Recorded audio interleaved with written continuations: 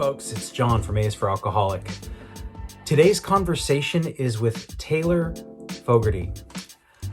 You know, we often use the descriptor only when we talk about people with certain amounts of sobriety, and we say, oh, she's only got 6 months sobriety. And I don't think that that is always necessarily the best, because my conversation with Taylor was anything but only something. It was exceptional. She was fantastic. One of the more interesting things was that she got sober in the middle of a pandemic on Zoom meetings, and she had never been to an in-person meeting. And that was something that just blew my mind.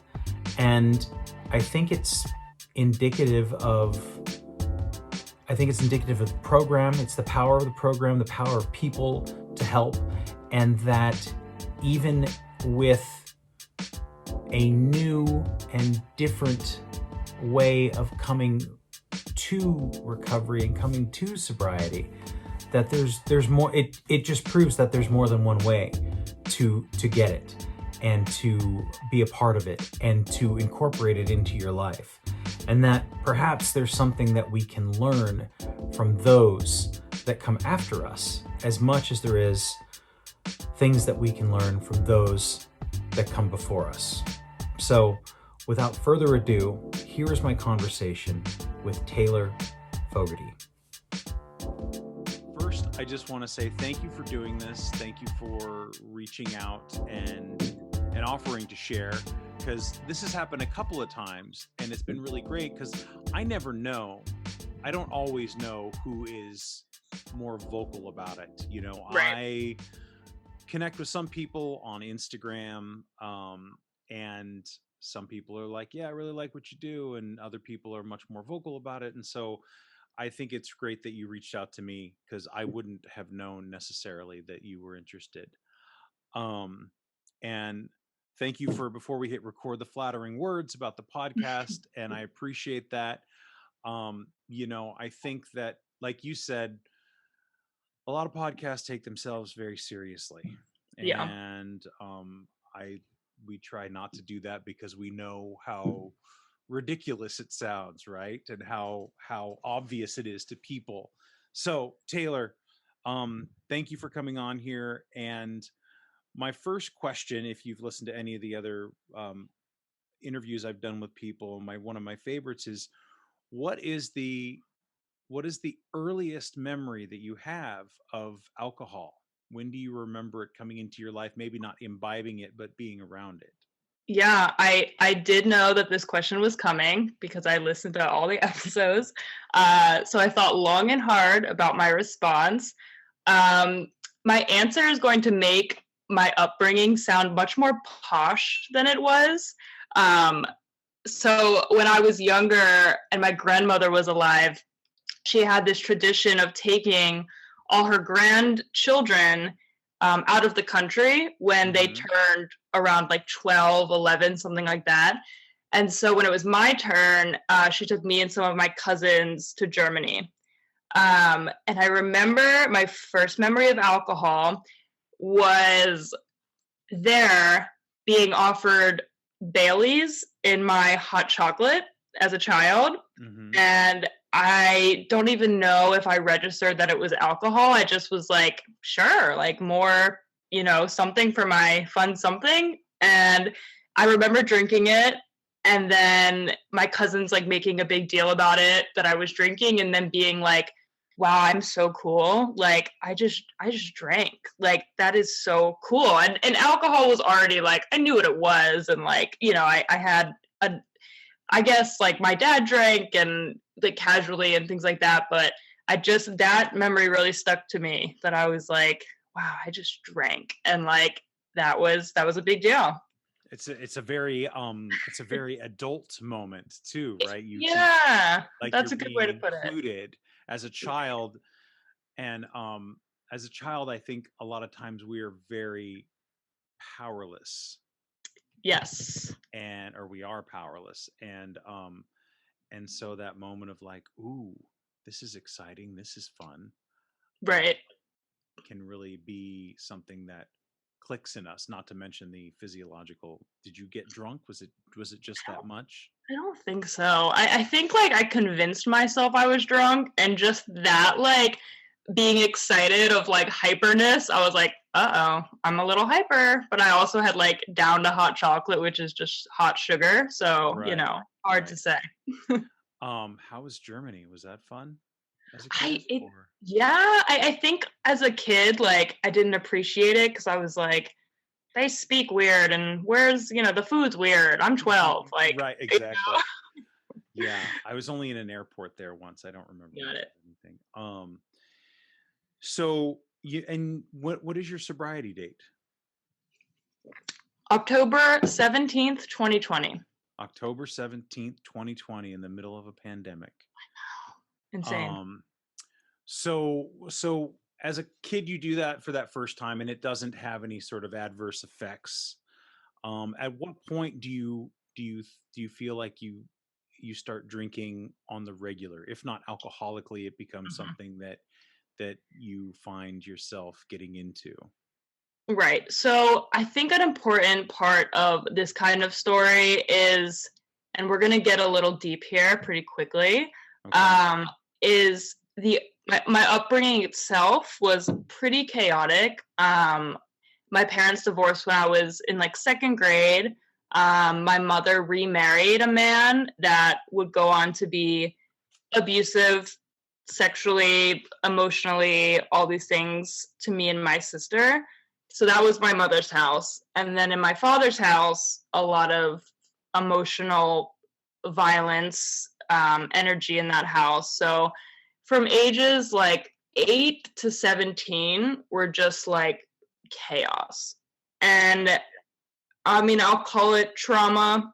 CPTSD is like a diagnosis that I've gotten over the years, over many therapists. And I just feel like that's important. And I mention it in my shares, at meetings and things, um, because it's like, I mean, that's definitely why drinking stuck with me was like, and that's why, like, when I started drinking, I'd say regularly, it was like 15 years old. It was like throughout high school, and then it was like off to the races. Not to jump ahead, but like that just, it feels like an important place to kind of start with the alcohol story. Is that there was some serious abuse for Right. an extended period of time? Yeah, that I think that like during kind of childhood and upbringing, there was this like big lack of an ability to create an identity, to learn about anything that like maybe you're supposed to learn as a child as far as like emotional growth, because it was just a lot of like survival. You're constantly under attack in one way or another, and Right. there's no yeah, I mean, I think you said it perfectly. There's no room for emotional growth whatsoever when that's exactly Right. what as kids we're looking for, we're hoping to find, we're craving. And so if you're constantly on the defensive, there's never any time to contemplate yourself as a growing living human being. Right. And that makes it very, very easy to find yourself drinking heavily. Yeah. It's a classic story. So 15 years old, high school, you're Mhm. like, okay, just on the weekends, are you what's the regular routine around alcohol in high school? What is that, ninth Yes. grade? So it's a lot of like, I grew up in Virginia. Okay. So like suburbs, a lot of like house parties when parents are away, things like that. My best friend and I would like steal her parents' gin. She had this like backyard porch that we could like kind of sneak boys over. And I mean, we would drink like a lot. Like thinking back, and maybe like your tolerance and like ability to, when you're younger, you're not just like an old person yet. Um, we would just binge really young. So as often as it was like social, I was drinking. Probably because I liked it and it was an escape, but also because like I mentioned, like I had no sense of self or like social skills. So like being drunk was like easy. It's like I can party and like, cover any social anxiety I have with this. So it was like a win-win. So a Mhm. lot of just like social drinking throughout high school, a little like sneaking it here and there on my own if it was available, which actually I have this memory of like around 15 or so, like telling my mom that I thought I was an alcoholic because I was like Mhm. sneaking alcohol before school Mhm. sometimes, like very rarely, but sometimes. And even then I was like, that feels like something people don't do. And she was just kind of like, nah, you don't know what that is yet. And I was like, oh, all right, cool. And just like never said it again.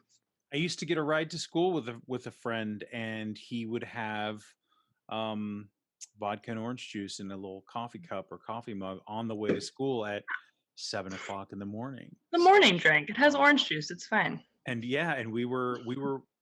I was right there with him a couple of times. It's like, sure, why not? There's nothing.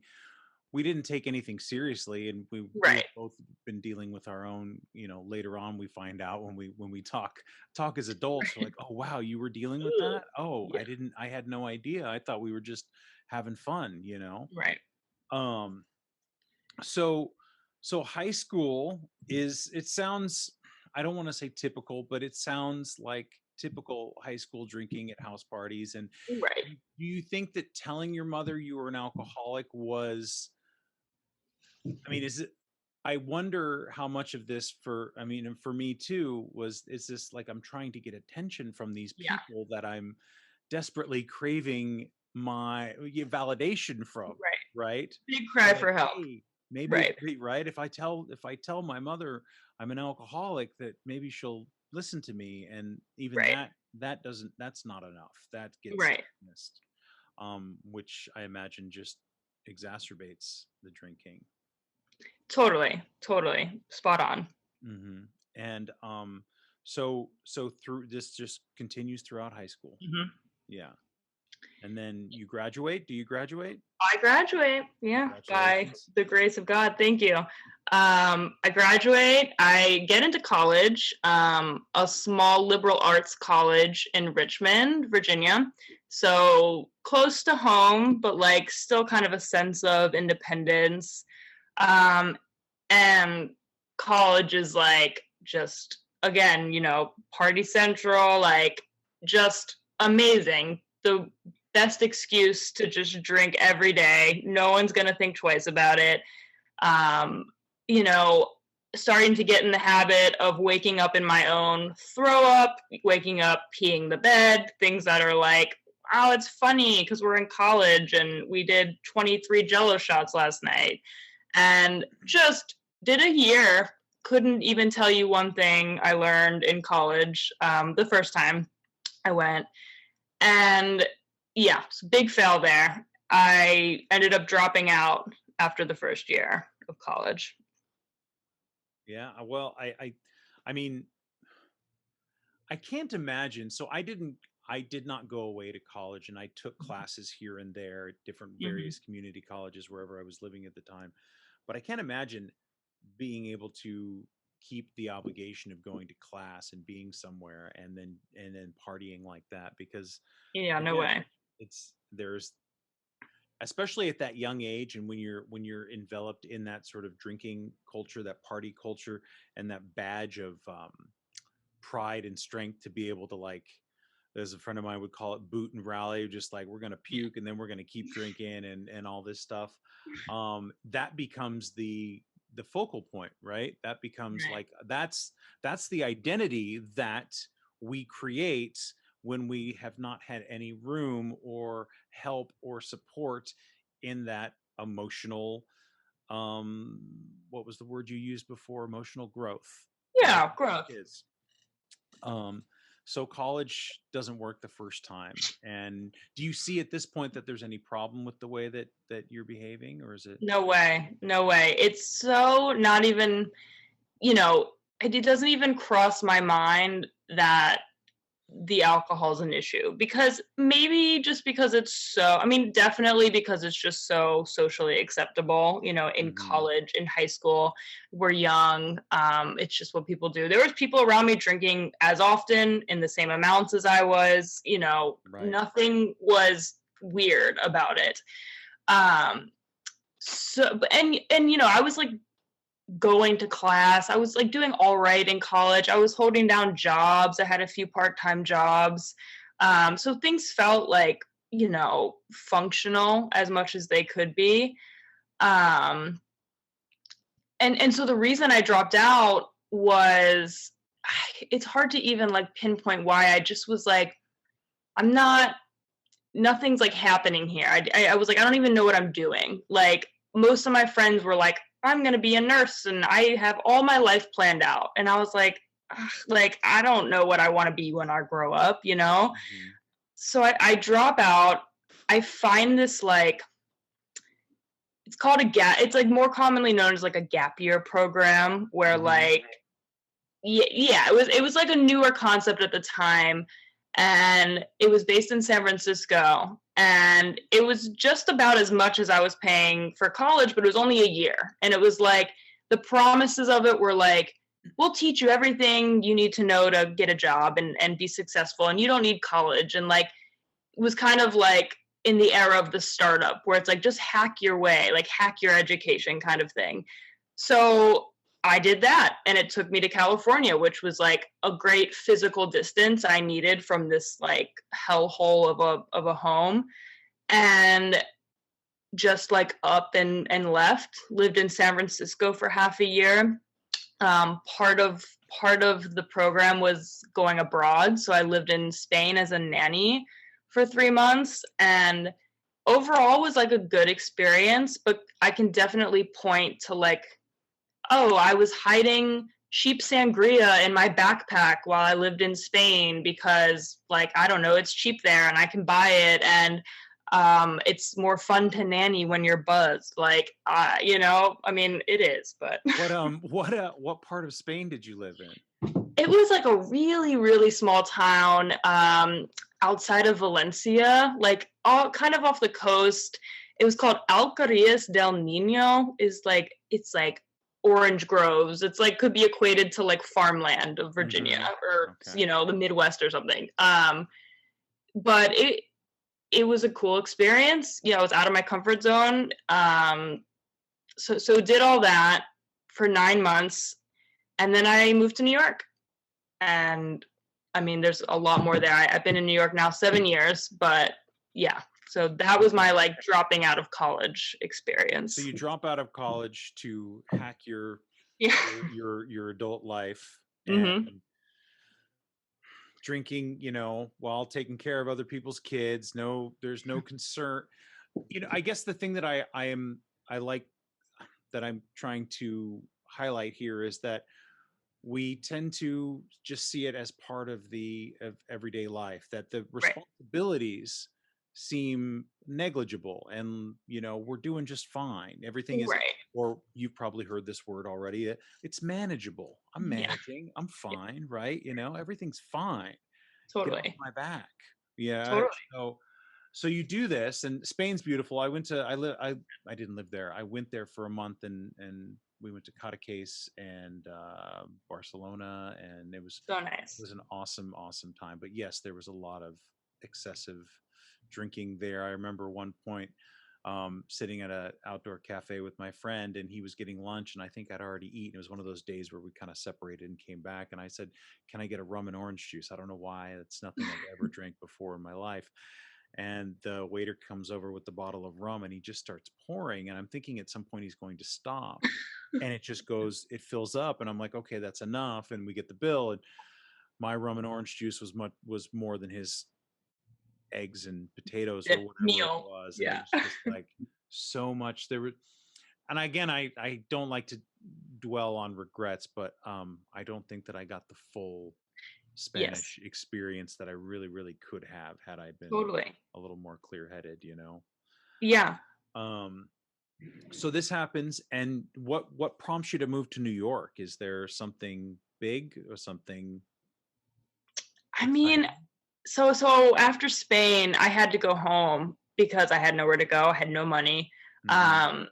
So I'm actually home for a couple months, working, just like waiting tables. And a friend of mine who was like like one of my like best party friends in college, um, was like, I'm moving to New York. Do you want to come? Like, do you want to just stay on my basement floor until you find your own place? And it just felt like, yeah, okay. I loved New York. Wanted to be in a big city. Definitely wanted to get out of Virginia, and it just worked. So I just packed up, went with him, and slept on a twin mattress on his like basement apartment floor until I found a job. And Wow. yeah, that's how I got here and never left. I can't even imagine. I mean, I will say this about New York. I've been there twice, once as an adult. Hmm. And it is exactly what it appears to be in the movies. Like it's one of the few places in the world where I've gone and I'm like, oh, I've seen this exact thing on film somewhere. And it Yeah, feels that way. I can't imagine the chaos. I think maybe I missed chaotic. my window for enjoying the chaos, embracing the chaos of a large city. I at one point I did want to live in San Francisco as a young person, and it just Mhm. didn't work out. And I can't imagine. I had a very bad weekend in San Francisco. I mean, it was fun, but it was Mhm. I threw up all over somebody's recyclables, and I get kicked out of their house, Oh, and it nice. was a mess. Yes. So New York, basement on the floor, you get it together and you find your own place to live in New York City. Mhm. I mean, that seems like a fairly big accomplishment. Not many Yeah, people do that. That's not something well, a lot of people do. I mean, yeah, and that's like, when I say like functional, like that's kind of what I meant as I was like what, 19, and I'm like, I'm doing fine. Like Mhm. I'm like baristaing, waiting tables. Like I have enough money in the bank. I'm, in New York. Like so many people want to be here. Like I'm living the dream. And I kind of was like, I love New York. I still love New York. And um but in the context of substance abuse, like this is the city for it, if there is one. um so definitely like the chaos is like embraced, but also like not great, just kind of like a further reason to keep up the craziness. Yeah. And this entire time that you're drinking while this is all going on, and you're functioning and you're managing in New York City. Um, do you have are there when do you begin to feel like actually feel the effects of your drinking or the problems? I mean, does it become Right. problematic, or is it still just I'm fun, I'm fine, I'm functional? Yeah, so I mean, it had become just such, and you kind of mentioned this, that it's just like just something that's so ingrained, It's like it's just something I do. It's just something I do. I'm always hungover because it's just something I always am. I'm used to waking up for my 5 a.m., barista shift hungover because of course. And things are like going all right. Um, I guess I see it the most in like my relationships, friendships, personal relationships, like sexual relationships, just recklessness. Um, Not really thinking twice about it because it's New York and, whatever, everyone's just doing their own thing. But I find it really hard to like hold down a relationship. I have a lot of just like emotional issues, anger, um, really emotionally manipulative in my relationships, like really drawn to like toxic people, people that love to drink, love to drug as hard as I did. So like didn't make for great, communication or relationships. Right. So it was really in that. And I find it so interesting because from like even such a young age, I was always like really interested in like fixing myself and like understanding myself and like being just like better and being normal. And I remember when I was in around high school, I had like really horrible panic attacks, like physical panic attacks. And I remember like Googling how to stop panic attacks, and some like cognitive behavioral therapy worksheet pops up, and I like therapy my way out of panic attacks and like stop having panic attacks. And even when I was in New York, like my first year, I found a great therapist. She's actually still my therapist today. And bless her heart, this poor woman, I would go into her office and be like, ugh, my boyfriend or girlfriend or whoever I was dating at the time, like, we got in a fight last night and I was blacked out, and we got in this huge fight and I don't really understand what's going on, and would like list every possible reaon that these relationships weren't working out except alcohol. Like, that was not even a thing. Like, Right. this poor woman was like, like, have you thought about the drinking? And I'm like, no, why would I do that? She asked you that? Oh yeah, Yeah. she definitely, I think, and we've talked about it now because she's still my therapist now as a sober person. And I think she probably brought it up once and I had this like visceral reaction to it, and she was like, all right, like, we don't touch that. So that's where I guess I definitely started to see it become like a problem. Or it was at least like a pattern. Things would happen, like I would wake up still like in my own throw up, in my own pee as like a 25-year-old. Like, it still had like, it's still things that were like, wasn't like fun college things anymore. But like at the same time, life seemed functional. I was managing restaurants. I got like a GM position of a like New York restaurant when I was like 25, and I was like, oh, I'm like living, like I'm crushing it, Mm-hmm. Or I was making money. I was like living in a nice apartment. But at the same time was like also having these like really low lows and hitting like weird bottoms. Like I had, and I'll just say this now and I'll give it some space in case you want to cut this out because No, it's like a little much. Please, Okay. please. Yes. Because I don't mind. I'm very open and like, Okay.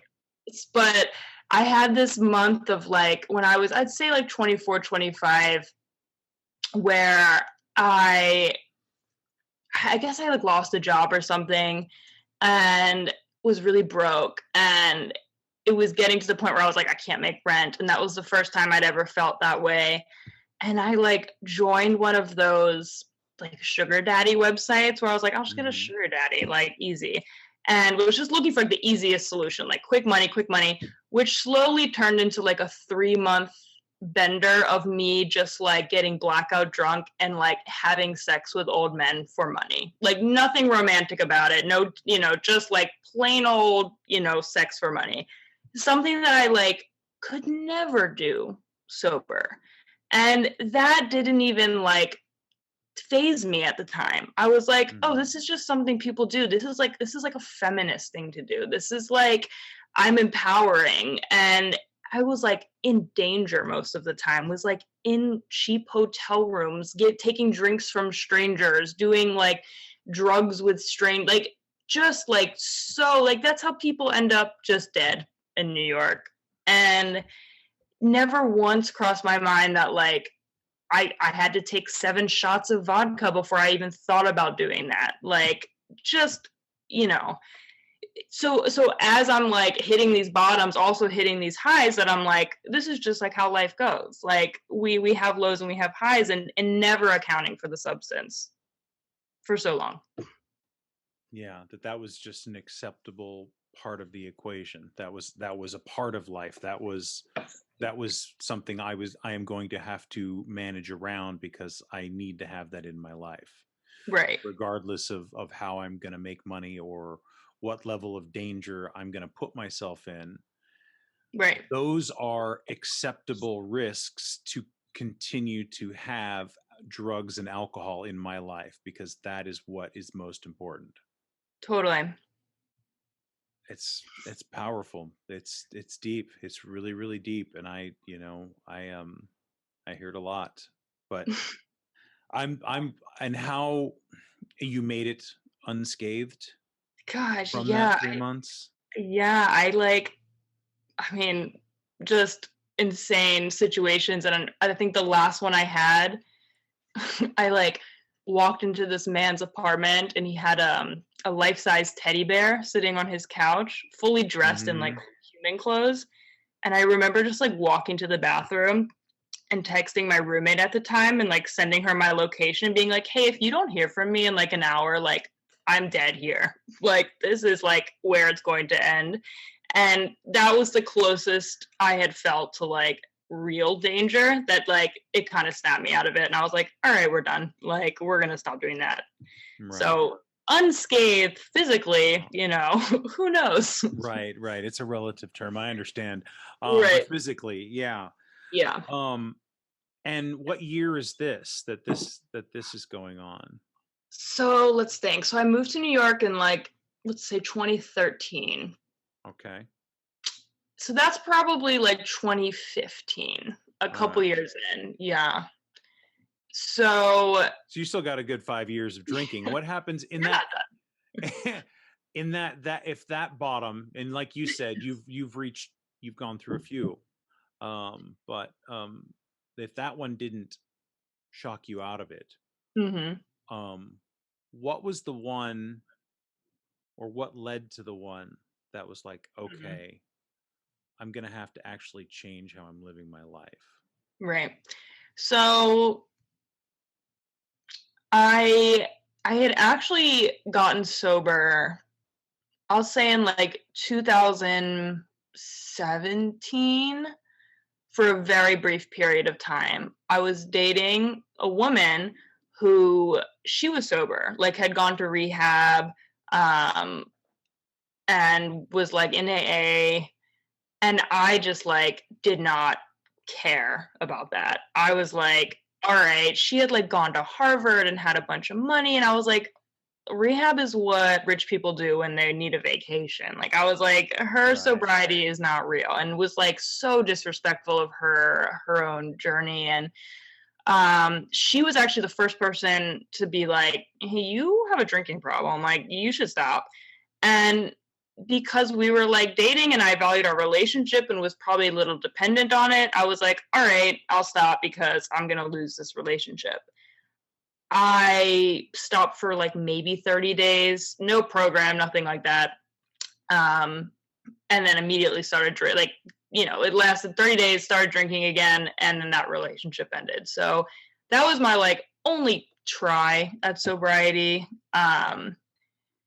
Years went on. I was managing restaurants, having a few, I'd say in like 2000, like right before the pandemic, like 2018, 19, I was managing a restaurant that was like particularly stressful, like 80-hour work weeks, and drinking like more than I'd ever drank in my life. We had this like white wine on tap, and it was like some cheap house wine, and wine was like my drink. And I mean, I think I was like, no one would order that. We'd like run out of it weekly. Like I was just like behind the bar. And I was also prescribed Klonopin, which is like a benzo, and for Mm-hmm. panic attacks. So I started to like mix those, and would like kept falling asleep in Ubers to the point of them almost calling ambulances because I wouldn't wake up, and like just kind of like scary stuff like that.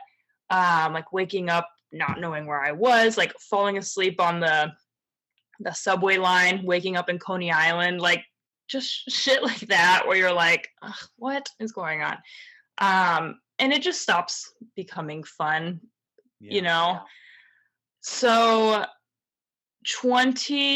the pandemic hits, and I'm living alone at this point, and drinking so much because it's just like there's nothing else to do. I'm like, Everything's closed, right? I mean, New York was the dead. epicenter of like hmm everything, right? Like Yeah, what was that like? it was horrible. It was so lonely. I mean, at the time I was actually working in a rock climbing gym, and Mm-hmm. so I lost my job. I'm actually, this is like a small part. I always leave this out, but I feel like this is important.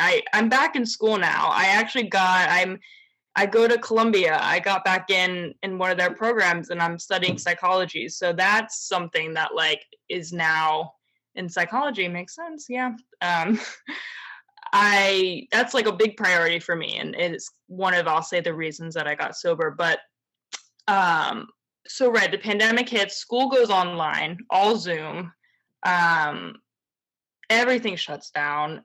I live in Manhattan in the Upper West Side, and it's like a ghost town. Like, I think I didn't even leave my apartment for like 3 weeks when it first hit, because it was just like scary. I was like, I know when I get sick, I get really sick. Like, if I get COVID, I'm gonna die. Like, I was like very anxious, and yeah, it was creepy. It was a lot. It was a heavy year.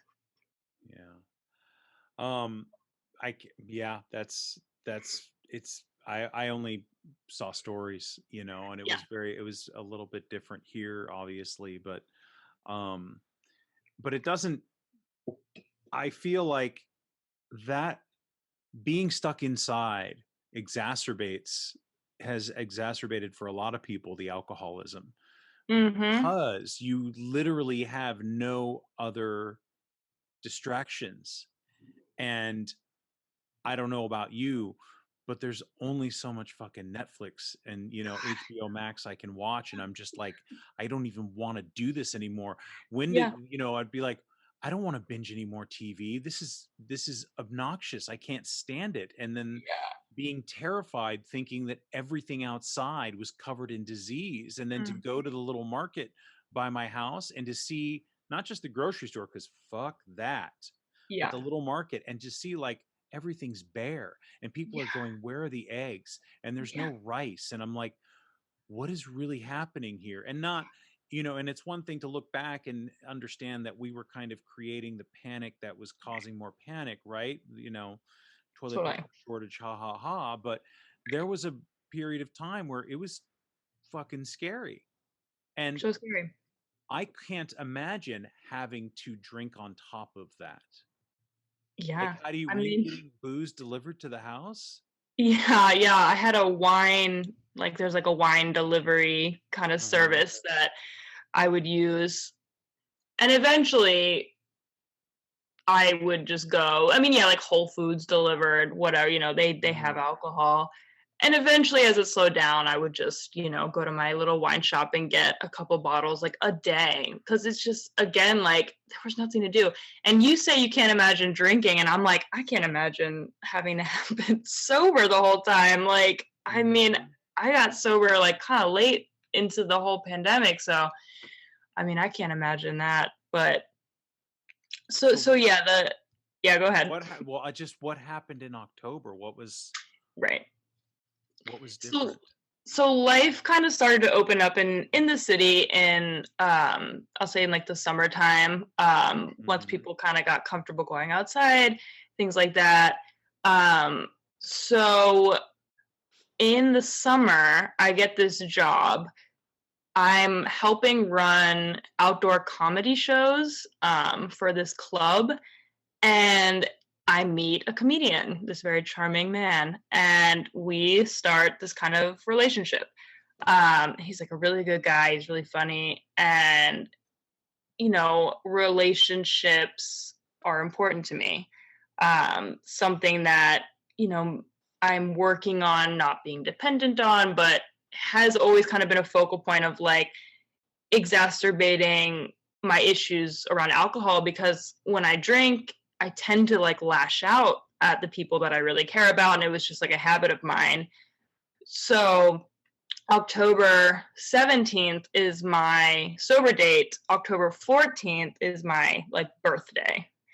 Like my birthday. Right. Um, so I'm celebrating my 27th birthday in October, and I have a bunch of people, well, not a bunch, gosh, COVID. I had like 4 people over. It Okay. was safe, Yes. I promise. It felt like a bunch. It was like 4 people over. We had a Mhm. bunch of alcohol was what was on my mind.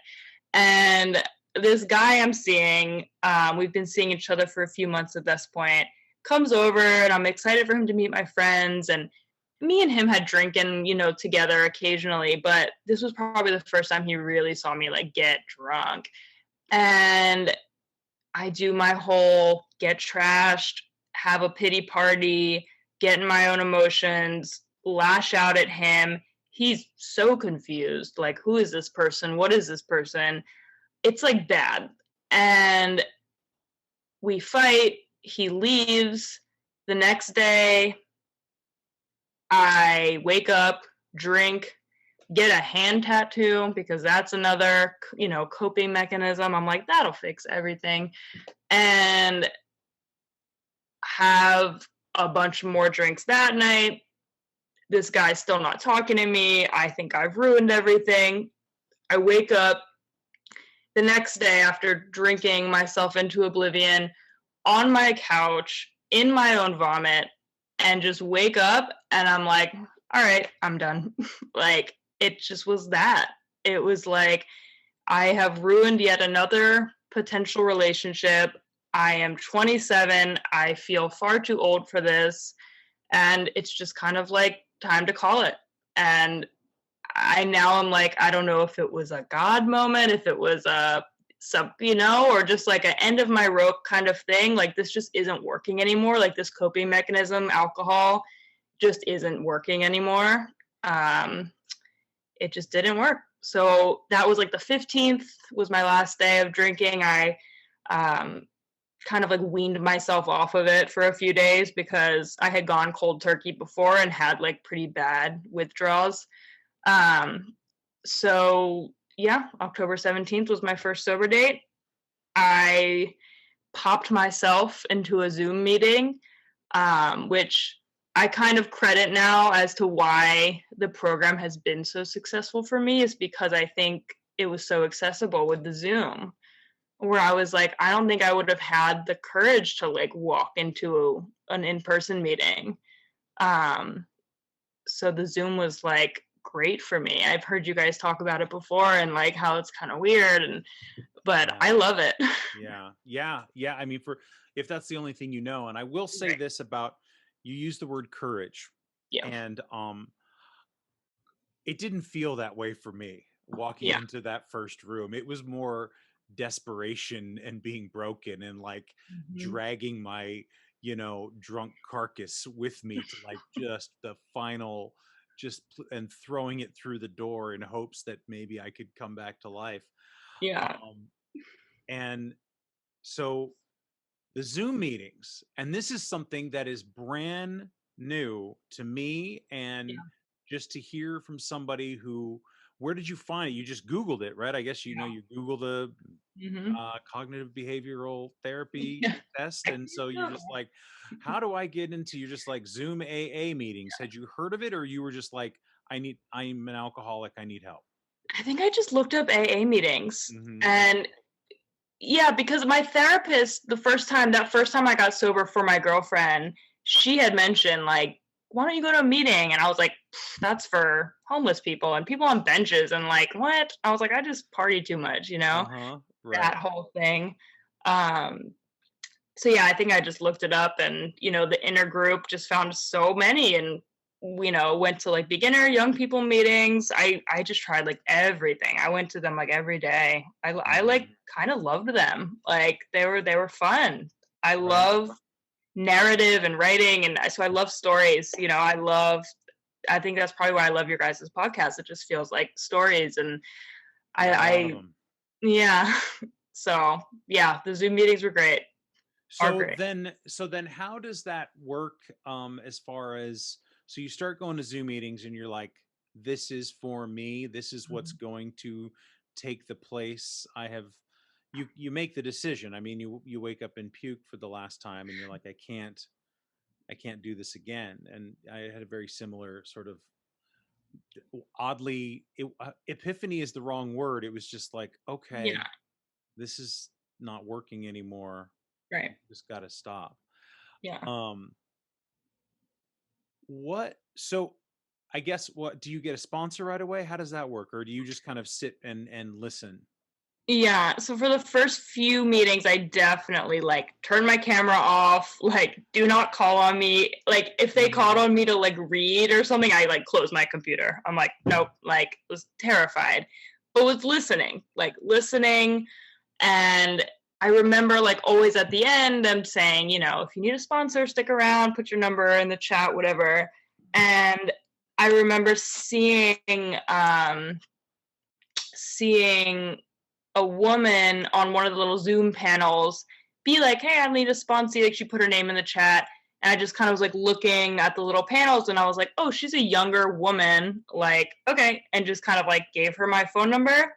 And it's so funny because she actually just told me this story, but she told me that a couple of days before I messaged her, her boyfriend, whose name was Tyler, broke up with her and she was like looking for something new and was kind of like praying for a sponsee. She's like, I need to do service. And me, Taylor, like, I don't know if it's anything, she's like, could be. And I just like pop into her Zoom message. So yeah, I messaged her and was like, I need a sponsor. And I think that was one of my smartest decisions in the program because the sponsorship, the step work for me has been like very important. Um, so yeah, that's how I found my sponsor. And did you just start working together via FaceTime, or did you make a conscious Yeah. decision? Yeah. So, Yes. so this is such a trip because this is like brand new stuff. Mm-hmm. This is like next generation stuff, Yeah. The future's here. The future is here. So you FaceTime with your sponsor Mm-hmm. and do the steps on Mm-hmm. FaceTime. Mm-hmm. Huh. I Wow. know. It's wacky. And everything sticks and you take to it immediately and it's all sunshine and rainbows, or like what is your feeling about like going through all that? What was that like? Yeah, so it's funny actually because I reach out to her, we have a couple phone calls, and then she actually invites me to a meeting, an in-person meeting in Central Park. So it's like an outdoor meeting. Mm-hmm. And this was like maybe 4 days after I had reached out to her and we had had our initial phone call. And I'm like, all right, I guess I'll just do it. And she's like, come to this meeting. And I remember walking through Central Park and it's kind of late. So it's like dark out. And I'm like kind of lost. Central Park's very big. And I like stumble upon it. I'm a little late. And I just see all these people like sitting in a circle on the grass. I'm like, what am I like? What the hell? And I'm like, I could just turn around and go home, delete this woman's number, and no one has to know I tried AA. Like, I didn't tell anyone yet, but I just do it. I'm just like, just in that moment for me, it was this like humbling, like, you're not better than this. Like, just do it. Do it, see if it works. What's the worst that could happen? So that was actually my first and only in-person experience with my sponsor. And yeah, so then from there it's all FaceTime, it's all, phone calls. We do the step work over FaceTime. She gives me, my assignments, and it is not all sunshine and rainbows at first, and still isn't. It's like good days, bad days. I'm still in therapy in tandem with the step work, and even my therapist is like, she's not that familiar with AA, and even sometimes she'll be like, it's crazy how much these steps are like therapy. She's like, it's kind of crazy. Like, and I'm like, it is. It's very similar to just like, I'm like, everyone should do these. Why are just alcoholics doing these? Like, why are we? I know lots of people who need this. Yeah. That's awesome. I really, especially in this time, and to hear that from me going like, yeah, I don't really want, and I haven't been to a Zoom meeting in a long time. I kind of just, Mhm. it just kind of fizzled out. And I was like, I don't know, like, it's just not the same. And I'm not getting the same thing. And all the Yeah. weird little faces and the screens and, people doing weird shit. And it's like, it doesn't feel like I'm there and I'm connected. Yeah. That's just my own hang up, because obviously there's something there. Mhm. There's something valuable. There's something worth checking out if you can come to it in the, it's still in the middle of a pandemic, Yeah. and be able to do it from the comfort or discomfort of your own home. I mean, I think there's probably something there. There's probably a barrier of like walking into a church basement or a community center or wherever that has been kind of let down, brought down. That's no longer Totally. there, because I can just pop open a Zoom meeting and check it out and be like, if I don't like this, like, okay, Yeah. bye. And it doesn't have to be one that's in New York City, right? Oh, yeah. Any of them. Yeah. Glasgow, Yeah. Tokyo, anywhere, right? Like Yeah. it's, and that was one of the cool things when I would go traveling is I would go, and I Mhm. went to one in Hawaii out on the beach, and I went to one in Boston, and it So was good. so bizarrely different and yet so Same. similar. And so, Yeah. yeah. So I I'm a little like, this is surprising to me that it still works, and that it's a testament to the stuff that's in the book, that it can still translate. Yeah.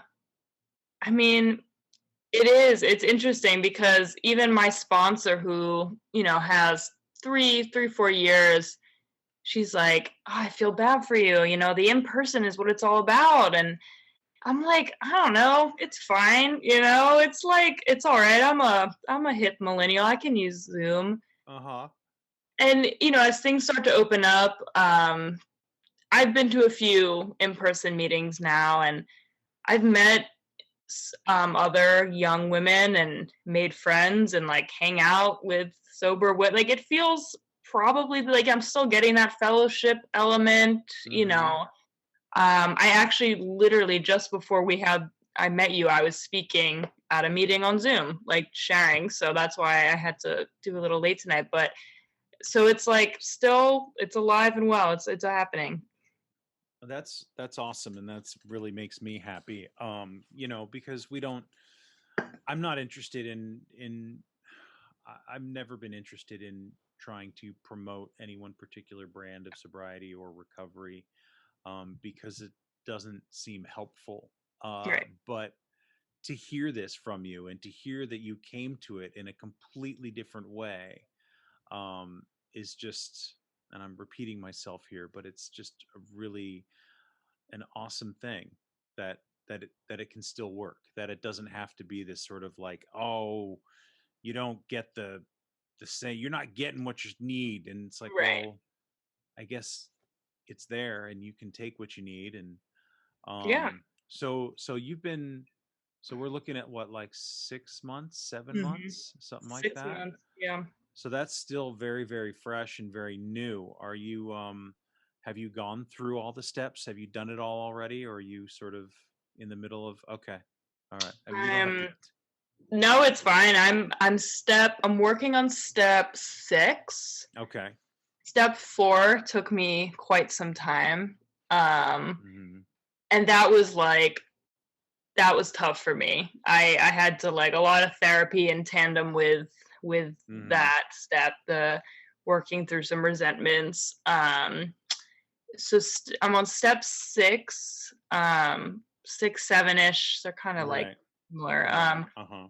Right. So yeah, so far so good. I mean, it's just like so crazy, like how different life looks, a Hmm. year. I mean, even just with the pandemic, but through sobriety, it's like I do yoga now. Like, like what's going on? Uh-huh.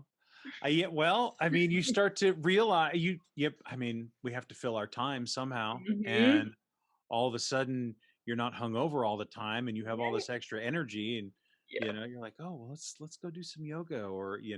there's any number of us obsessive sober runners who have extra energy that have to burn it off. But Mhm. wow, I mean, I'm just totally blown away, and it's like, and just it's still, it's just a trip to me. I'm that's awesome. Um, what do you like? What is your biggest struggle in recovery right now and dealing with everything in the last 6 months? So I guess, and this is something like I heard this quote in a meeting and it's stuck with me, is that like getting sober does not solve all your problems. It just lets you start working on them. Mm-hmm. And that's kind of like where I'm at, is like I'm just starting to work on my shit that's like Mm-hmm. so deep rooted and so just like ingrained in me, these bad habits, anxiety, depression, other bad habits that I need to break. That's not just drinking, but like the sobriety and the steps are just like a gift, because I could, there's no way I'd be able to do the work I'm doing drunk, you know? And so I guess it's just that. I mean, honestly, since getting through step 4, it's felt like easy. Like everything else feels easy. But Mm-hmm. yeah, I guess my biggest struggle right now is the anxiety of, honestly, the anxiety of the world like reopening, and wondering like what challenges will be there in context of sobriety, because part of me is like, am I just not drinking because I can't, like the bars aren't open, like Right. am I not drinking because I'm not around it, like everyone's stuck inside, like I have no idea what life's going to look like when it's, quote quote normal. So Mm-hmm. that anxiety is there, but the one day at a time mantra is, you know Well, important. I think I think one thing with that kind of anxiety that I have found to be helpful is that, and especially I tend to overthink a lot of things and think ahead, and I constantly am having imaginary arguments that never come to fruition and conversations and stuff like that. And so when you say things like, I don't know what it's going to be like when the bars are open down the street, when I walk past, and I don't know if it's, where I think about San Francisco and walking down the streets, and there's be these little dark coves and alleyways and little Oh yeah. doors that are open. It'll be sunny and bright outside, and I'll be like, "Ooh, I hear the glasses Mhm. clinking The in there, and cave. it's kind of Yeah. dark." And yeah, exactly. So what's going to keep me from being in there? And I think I've always just had a plan, Yeah. and because I still get asked by people like, "Hey, do you want to go get a drink?" And I don't know if it's that they just that my sobriety is not there, it's just not on their mind.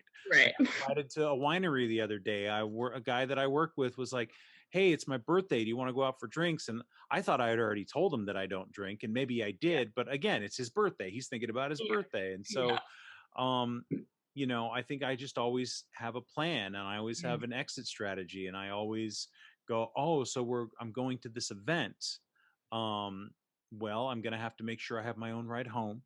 Right. I will go through the number of people that I have to say hello to, and then Right. once that list has been checked off, then I'm free to go. If I'm not enjoying myself, I'll get out of there. This dinner that I got invited to, I was like, it's at a winery, and I don't want to be there for 4 hours stuck in a seat. And not that I feel like I'm going to drink now, but it just wouldn't be fun when everyone else Right. around me is getting drunk. Totally.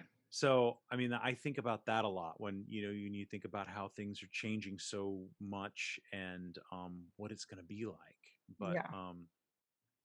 it's definitely a valid anxiety to have and a valid concern to have, because the world is going to be completely different in a Yeah. month or two, or maybe four, whatever it is. Right. Um, what has been your what has been your biggest joy in the last 6 months? What has been the thing that you're like, your biggest relief? Biggest relief. That's a good question. I guess I mean, it's just, I feel so, I feel like whatever I say is going to sound so corny, but like, I just feel really lucky that like I didn't waste any more time.